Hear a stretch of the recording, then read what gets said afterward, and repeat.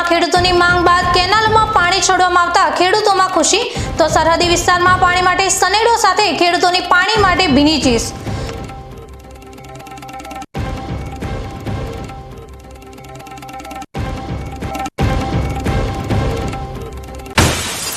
પાલનપુરમાં ગરમીથી ઉભરાઈ civil hospital.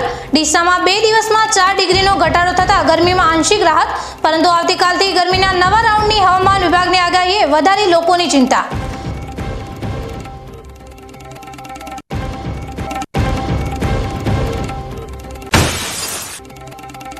તંત્રની બેદરકારીથી કાંકરેજની ખુલ્લી કેનાલો આપી રહી છે મોતને આમંત્રણ। તંત્રની આળસ સર્જી શકે છે મોટી જાનહાનિ।